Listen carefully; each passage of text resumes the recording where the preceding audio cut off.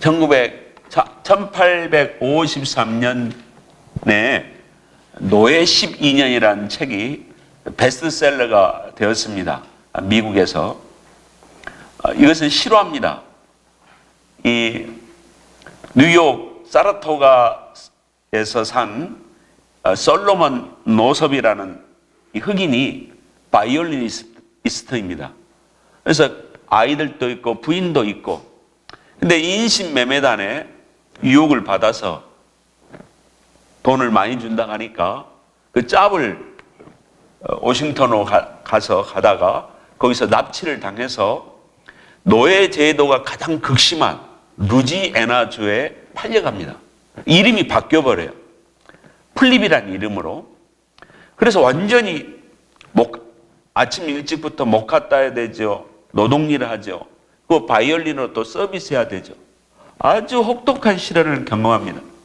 그러나 마음속에는 나는 자유인이기 때문에 나는 언젠가는 탈출을 해야 했다는 그 열망을 갖습니다.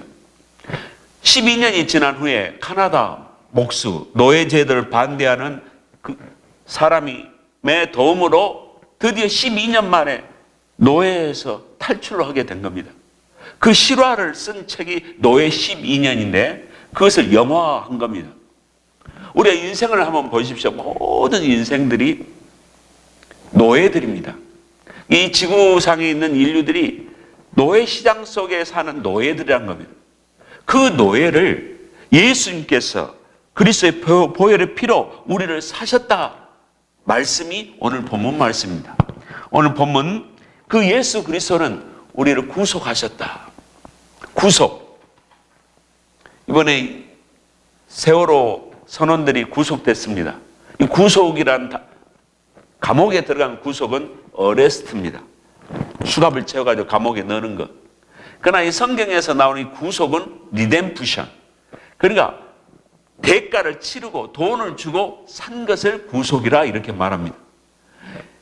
이 인간의 이 노예시장 속에서 이 노예들 속에 주인이 찾아오셔가지고 비싼 가격으로 그것을 사서 노예시장 밖으로 나와서 이제 너는 노예가 아니다 하고 자유로 프리로 내보내주는 것, 이게 바로 리뎀프션이라는 겁니다. 예수님께서 이 땅에 오셨습니다.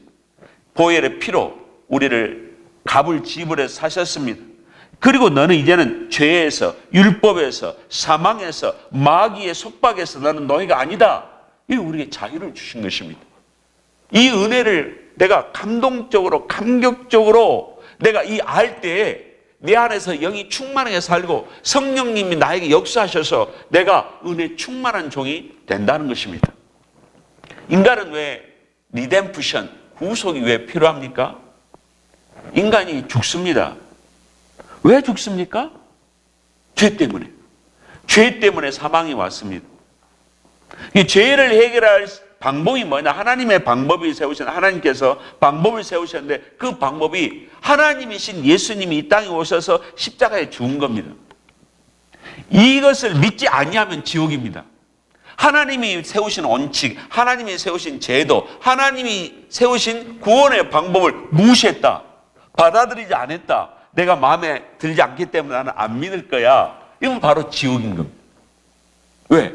하나님의 제도를, 방법을 그가 동의해서 자기 것으로 삼지 않았기 때문에 지옥 백성이 되는 것입니다. 그래서 인간이 지옥에 안 가는 방법이 무엇입니까? 심판을 받지 않는 방법이 무엇입니까? 예수 그리스도 안으로 들어오는 겁니다. 들어오라. 그래서 이 에베소서는 그리스도 안이라는 말이 27번 나옵니다. 그리스도 안에 있다는 건 뭡니까? 예수님의 보호 속에, 예수님의 소유 속에, 예수 그리스도의 소속 속에 들어와 있는 것. 그러니까 우리가 조건이 뭐냐? 믿음으로, 예수 그리스도 십자가 사건을 믿음으로 예수님의 사랑과 연합이 되는 것입니다. 이게 예수 그리스도의 안입니다. 그럼 하나님께서 왜 예수 그리스도의 은혜를 우리에게 주셨는가? 그것은 무조건적인 선물입니다. 하나님의 사랑의 선물. 하나님의 선물을 그냥 프리로 주신 건데 그냥 예수 그리스도의 피로 사서 우리를 선물로 구원의 은총을 베풀어 주신 것입니다. 이 은혜를 풍성하게 주셨습니다. 풍성이라는 것은 차고 넘치는 것입니다. 누가복음 9장과 우리 마가복음 6장에서 오병이어 사건이 일어납니다. 들판에 진리가 좋아서 진리의 목마름 때문에 예수님의 이적과 치유를 기대하면서 군중들이 몰려왔는데 장정이 5,000명 몰려왔습니다. 오병이어 물고기 2마리하고 떡 5덩어리로 하나님께서 축사하심으로 12강주리가 남을 정도로 그 많은 2만 명 정도 장정 5,000명을 배부르게 먹고 남을 만큼의 12강주리가 남는 역사가 있었습니다. 이게 축사하시고 하나님이 내 비즈니스에 축사해야 하나님이 내 건강에 나에게 기름을 부어주셔야 하나님께서 나에게 은총을 베풀어 주실 때 복이 옵니다. 그래서 늘 하나님의 주권을 바라볼 때 우리 하나님의 기대에 내가 얼마만큼 도달한가. 주신 이가 하나님이시기 때문에 나는 어떤 조건을 갖춰야 결핍되지 않냐고 풍성한 삶을 살 수 있는가. 그는 첫 번째가 감사하는 것입니다. 범사에 감사하라. 모든 조건의 환난이나 고난과 불안 환경 속에서 감사하면 결핍이 풍성으로 채워집니다. 두 번째는 하나님을 사랑하는 것입니다. 사랑하면 인정을 받을 때 하나님께서 나에게 풍성히 역사합니다. 내가 하나님을 사랑하는 것이 무엇입니까? 그의 계명을 지키는 것이라. 그 계명을 지키는 만큼 나에게 평강과 안식을 주는 게 없어요. 내 안에 평강과 안식이 있다는 건 뭐냐면 내가 주님 앞에 인정받고 있다는 겁니다. 성령의 뜻에 순종하고 있다는 겁니다. 그런데 내가 하나님의 불순종 마음이 불안하는 거예요. 불안한 건 뭡니까? 나에게 축복의 통로를 내 스스로 막고 있다는 증거입니다. 이게 믿음의 싸움입니다. 내가 믿음이 있느냐? 믿음이 있으면 순종하게 되는 거예요. 순종하면은 하나님의 의의 도구가 되고 하나님의 책임져 주시고 보호 속에서 풍성함이 오는 겁니다. 이 풍성함이라는 건 어떤 겁니까? 나에게 부족함이 없이 주는 게 풍성이죠. 나에게 꼭 맞는 것을 주시기에 풍성한 것입니다. 나에게 맞지 않는 거 주면 그 풍성이 아무리 와봤자 필요가 없습니다. 내가 양발이 내 서랍 속에 10켤레가 있어요. 근데 양발이 선물이 20켤레 고급 선물이 들어왔습니다. 이게 풍성한 은혜입니까? 아닙니다. 나에게 꼭 맞는 것, 채워지는 것이 풍성한 은혜입니다. 이게 하나님의 은혜라는 것입니다. 주님은 우리를 그리스도의 보혈의 피를 도구로 삼으셔서 우리를 구원시키셨습니다. 그러니까 영적인 샤워, 그리스도의 보혈의 피로 씻어 주어서 우리를 새 영, 새 사람이 되게 하신 것입니다.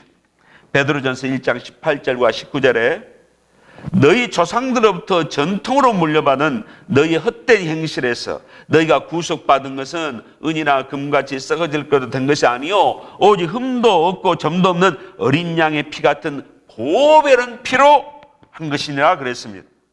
그리스도의 보혈의 피로 우리를 씻어 주신 것입니다. 그래서 예수 그리스도 보혈의 피가 생명이에요. 하나님의 예수님의 말씀이 생명이라 요한복음 6장 33절에 예수님의 보혈의 피가 생명입니다. 생명은 살리는 것입니다. 예수 그리스도에 영생이 있습니다.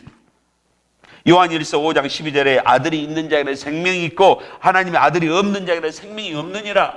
영생이 없느니라. 마가복음 10장 45절에 인자가 온 것은 섬김을 받으려 온 것이 아니라 도리어 섬기려 하고 자기 목숨을 많은 사람들의 대속물로 대신 지불하는 속죄물로 주려 함이니라 그랬습니다. 그래서 구약시대에 옛날 조상들이 지냈던 이 제사는 그림자고 예수님의 어린 양의 십자가의 사건은 실제입니다. 실제. 예수님이 오시기 전에 구약시대 피를 흘리는 소와 양의 이 제사들은 그냥 보증수표. 그러나 신약에서 예수님이 골고다 언덕에서 십자가에 인류를 위해서 죽으신 사건은 현찰입니다. 현찰.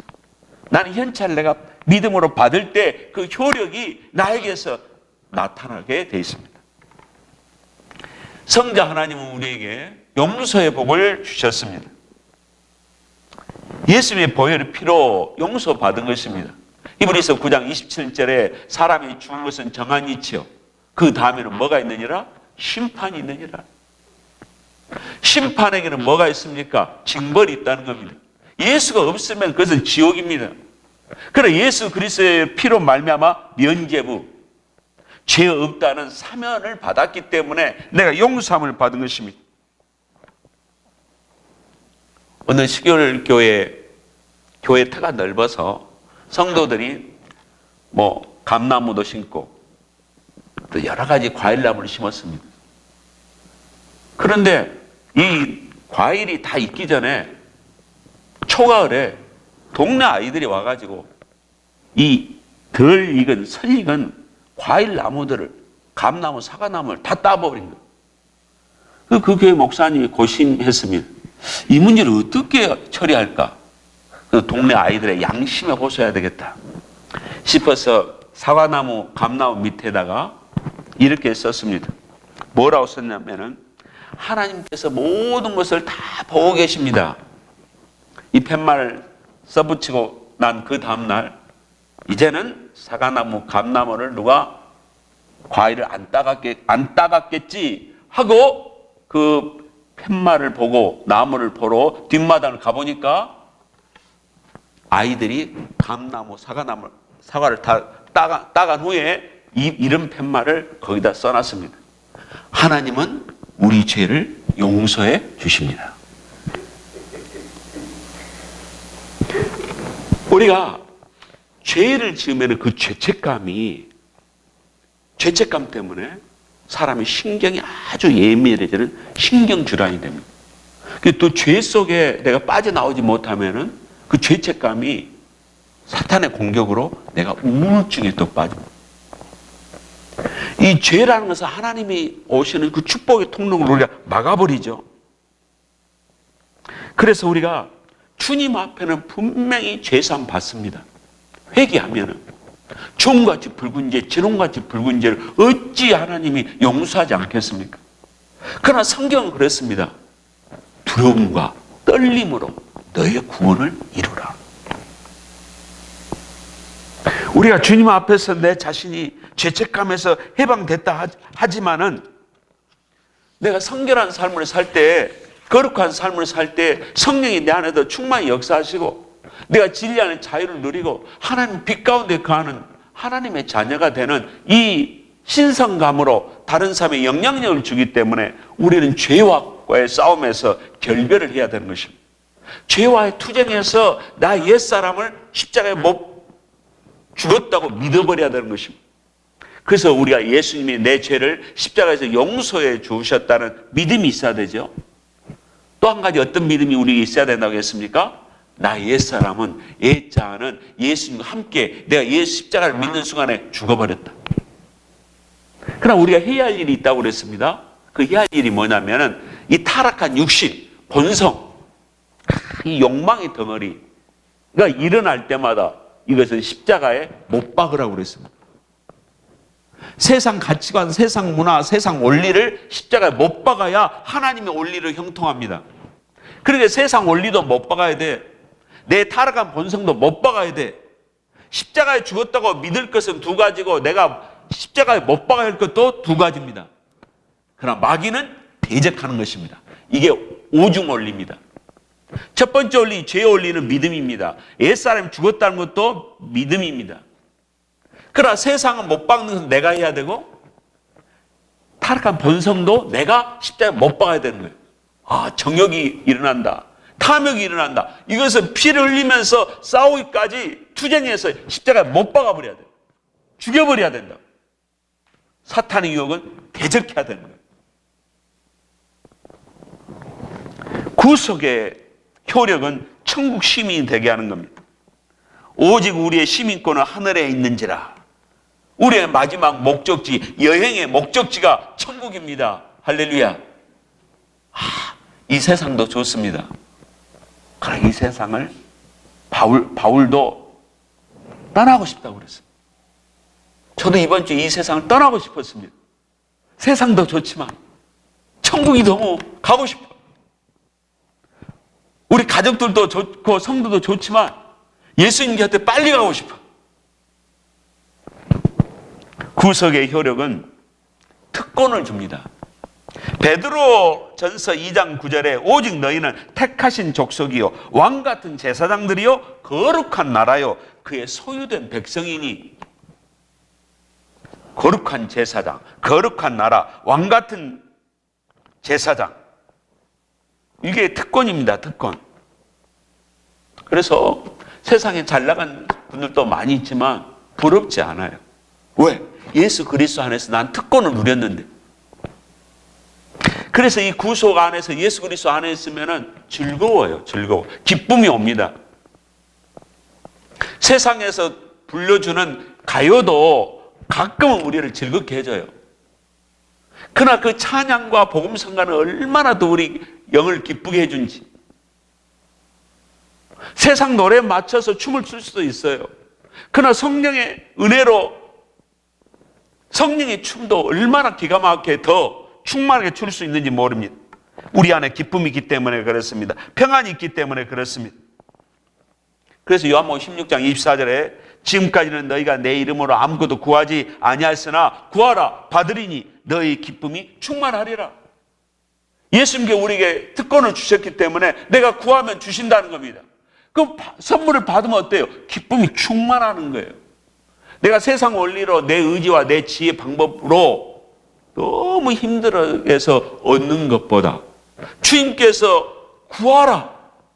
내가 너에게 특권을 주자. 구해. 내 원리대로 사는 자에게 나는 복을 준다. 그 오는 축복은 이건 내가 계산할 정도의 복이 아니라는 것입니다.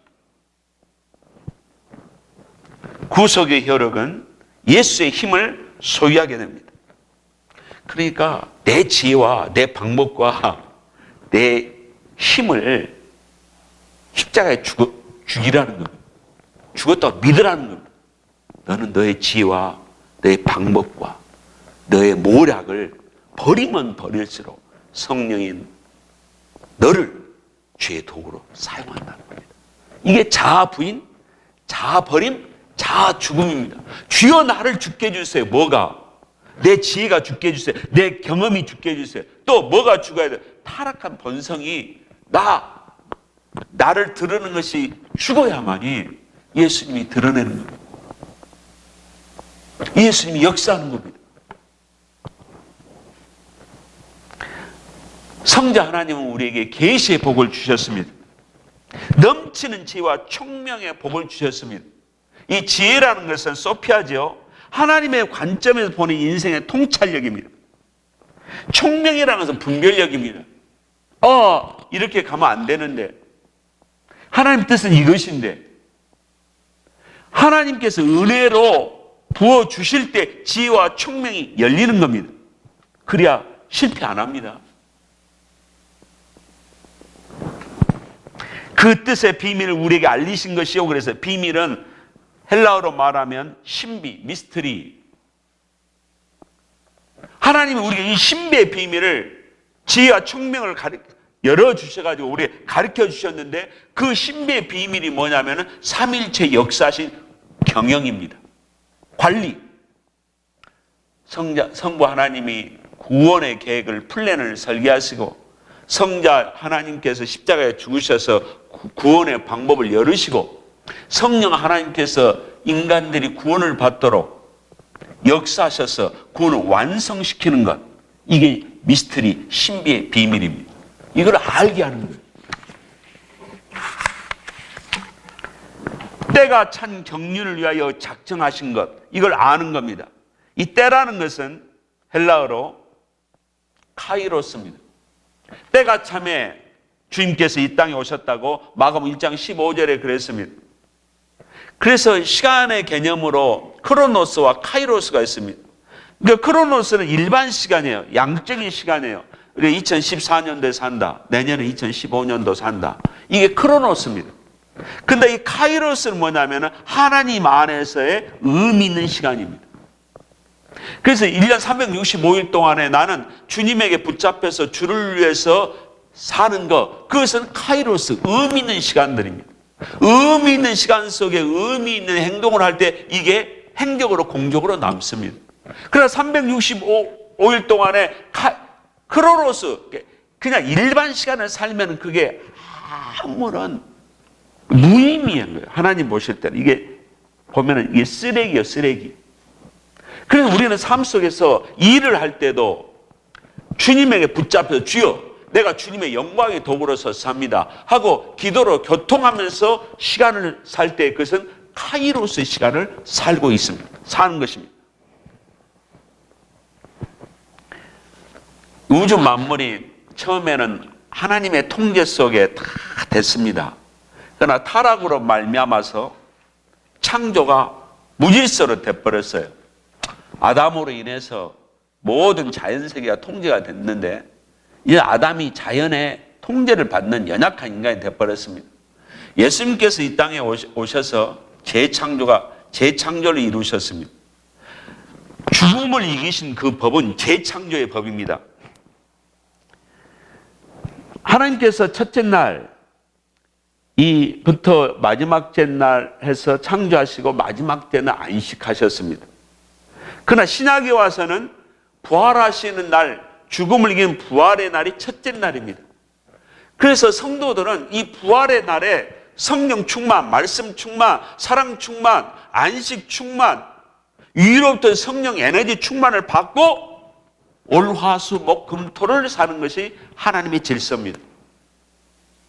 그러나 과거에서는 첫째 날, 둘째 날 해서 마지막 날, 일곱째 날 그때는 안식한 것입니다. 부활은 재창조를 상징합니다. 재창조하신 예수님께서 우주 만물을 마지막에 심판주가 되셔서 우주 만물을 다 통일시키시고 다스리신다. 이 말씀이 오늘 10절 말씀에 나오신 것입니다. 오늘 성자 하나님은 우리에게 마지막으로 상속의 복을 주십니다.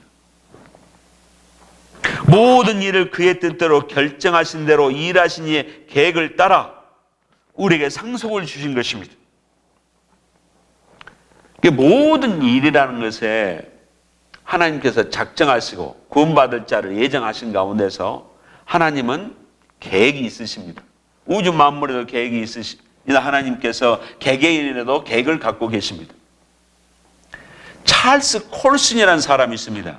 이번에 닉슨 대통령의 특별 보호자관을 했는데 어떻게 그 사건이 터져가지고 다른 사람은 다 법을 피해갔지만 이 사람은 솔직하게 시인을 해서 감옥에서 14년을 보냈습니다.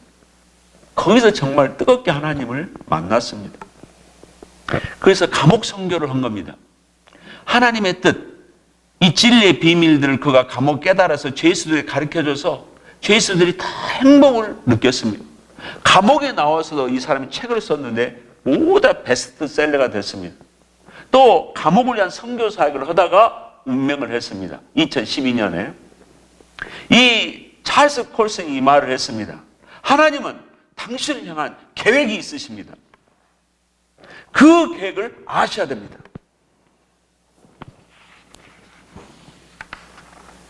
하나님은 당신을 위해 엄청난 계획을 가지고 계십니다. 거기에 반응하셔야 됩니다. 이게 찰스 콜슨이 하는 말입니다. 박운서라는 장로님이 계십니다. 이분이 현재 75세입니다. 우리나라 제1대 통상무 차관을 하시고 중공업, 이 한국 중공업의 사장하시고 대이콤 사장 퇴임을 했습니다. 65세 때 그가 하나님 앞에 기도를 했대요. 금식 기도를. 그래서 65세 기도라는 게 하나님의 명령이 필리핀의 제일 가난한 망한족에 가서 선교를 해라. 그래서 그 명령의 사인에 거부했다는 겁니다. 자기는 경기도 양평에다가 전원부지 땅을 다 사두고 골프 치면서 노후를 즐겁게 지내려고 계획을 했답니다. 선교비 내면 되지 않겠습니까? 이 정도였다는 것입니다. 하나님, 제 나이가 65세인데 이 늙은 몸으로 저 필리핀의 저 가난한 쪽에 가면은 저 그거 오래 살지 못하고 죽습니다. 하나님께 저항하고 반항했다는 것입니다.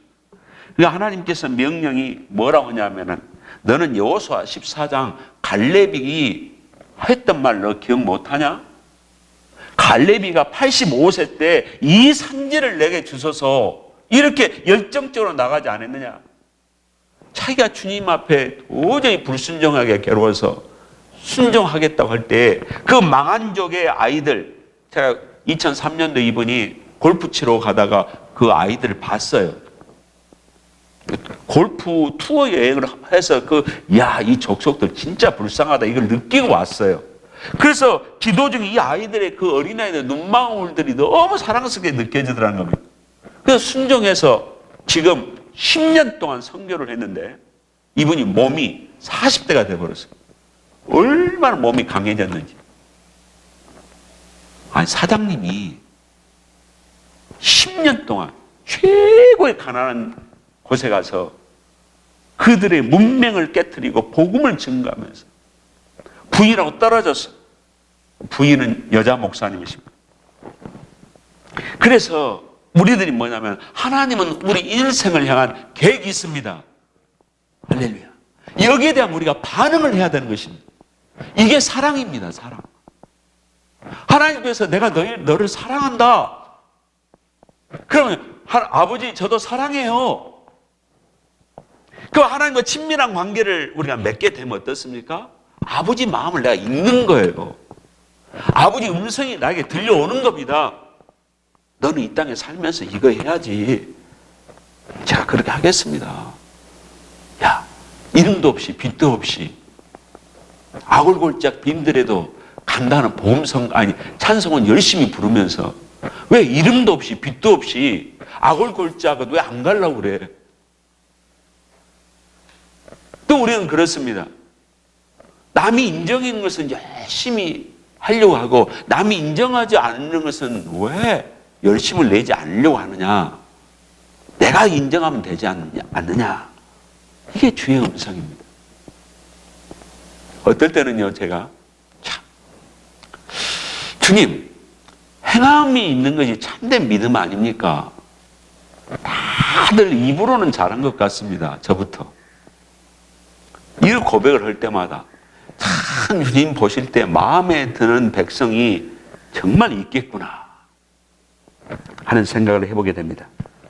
하나님 우리를 상속자로 삼으셨습니다. 그래서 우리를 아버지의 재산이라 내 기업이라 이렇게 말씀하고 계십니다. 그래서 이 상속은 썩지 아니하고 더럽히지 아니하고 하늘에서 영원히 간직한 것이 하나님이 우리에게 주실 선물이고 상속입니다. 그래서 우리는 이미 상속을 바라보면서 믿음 생활을 해야만이 신앙을 멋있게 생활을 할 수 있습니다. 마지막에 우리 상속자들의 몸은 구속을 받습니다. 우리 몸이 얼마나 건강한 몸이 되겠습니까? 아름다운 몸이 되겠습니까? 주님은 몸도 우리를 변화시켜 줄 뿐만 아니라 예수 그리스도를 마음을 담는 마음까지도 우리를 개조해 주실 것입니다. 왜? 천국 백성으로서 천국에 살아야 되니까. 우리는 예수님의 재림을 기다립니다. 왜? 몸이 아플 때마다 더 주님 나라 빨리 가고 싶고 예수님 나라가 빨리 오고 싶는 기대를 갖습니다. 오 주여 빨리 오시옵소서. 슬픔과 고통과 아픔과 결핍이 있을 때 더 우리는 예수님이 오시기를 우리는 사모합니다. 상속자는 하나님께 영광을 돌립니다. 그의 영광에 찬송이 되게 하려 하심이라. 우리가 예수님의 입양됐잖아요. 예수님께서 우리를 노예였는데 사탄은 노예도 우리를 사셨어요. 이 입양입니다. 우리는 점점 예수님을 닮아갑니다.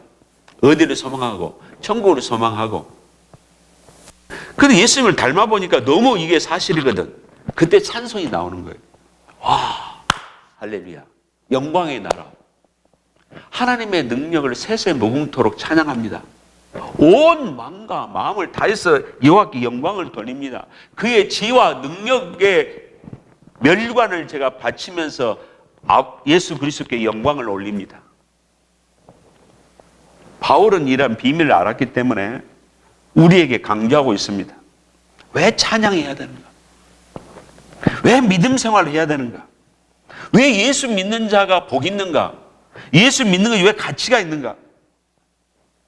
하나님의 플랜, 하나님의 경영 관리, 우주를 다루는 이것이 영안이 열려서 내가 눈에 띌 때, 그것은 예수 그리스도 우주 계획 속에 내가 들어갈 때 왕 같은 제사장이요, 거룩한 나라요, 하나님 앞에 상속받는 상속자로서 내가 이 땅에서도 사명을 다하고 특권을 누리는 것입니다.